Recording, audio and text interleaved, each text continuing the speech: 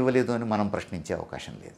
మహిళా మంత్రులు లేరు అనే టాపిక్ మీద మొన్న జరిగిన అసెంబ్లీ సమావేశాల్లో సబితా ఇంద్రారెడ్డి గారు క్వశ్చన్ చేసినప్పుడు కేసీఆర్ గారు చాలా పాజిటివ్గా ఒక్కరిని ఎందుకు ఇద్దరిని ఇస్తా అని చెప్పి కామెంట్ చేశారు. దీనిపైన మీ స్పందన ఏంది? సరిగ్గా ఈ మహిళా మంత్రికి అవకాశం ఇవ్వాలి అని సబితా ఇంద్రారెడ్డి గారు అడిగిన సందర్భంలో మరొక ఘటన కూడా జరిగింది.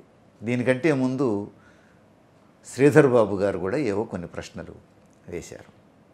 ముఖ్యమంత్రి మాట్లాడేటప్పుడు శ్రీధర్ బాబుని సబితా ఇంద్రారెడ్డిని విడదీసి ఇద్దరిని వేరువేరుగా చూశారు. ఇద్దరు కాంగ్రెస్ పార్టీ నుంచి ఎన్నికైనటువంటి శాసనసభ్యులే. కానీ శ్రీధర్ బాబు ఏమయ్యా నీకు తెలియదా, నువ్వు కూడా ఇట్లా మాట్లాడుతున్నావు చూడు, సబితమ్మ అడిగింది అంటే అది సరైనటువంటి ప్రశ్న అని కొంచెం డిఫరెన్షియేట్ చేసేటువంటి ప్రయత్నం చేశారు.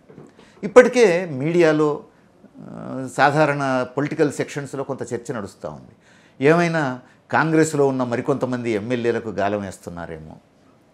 గతంలో టీఆర్ఎస్ నాయకులు కూడా 10 మంది మాతో టచ్లో ఉన్నారని కూడా చెప్పారు. ఇప్పుడు ఆ 10 మందిలో సబితా ఇంద్రారెడ్డి గారు కూడా ఉన్నారు అనేటువంటి చర్చ ఒకటి నడుస్తూ ఉంది. మనకు తెలియదు అది నిజమా కాదా అనేది, మనకు తెలియదు. అందుకే అంత పాజిటివ్గా స్పందించారా మనకు తెలియదు.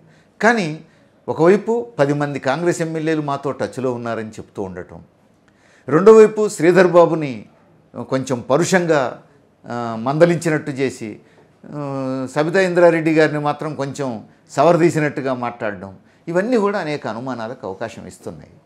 చూడాల్సినటువంటి విషయం. వస్తే సబితను మంత్రి చేస్తారంటారా? తెలియదు.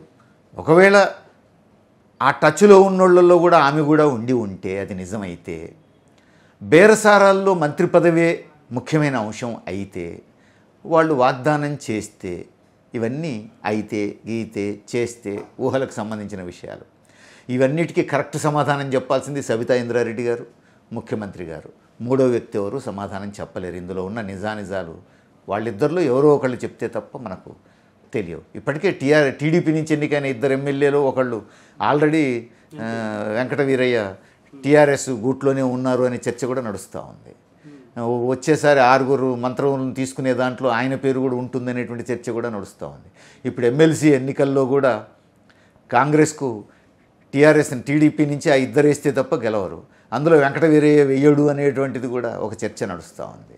దానికి కూడా ఎవరు సమాధానం చెప్పాలి? వెంకట వీరయ్య అన్న చెప్పాలి, ముఖ్యమంత్రి అన్న చెప్పాలి.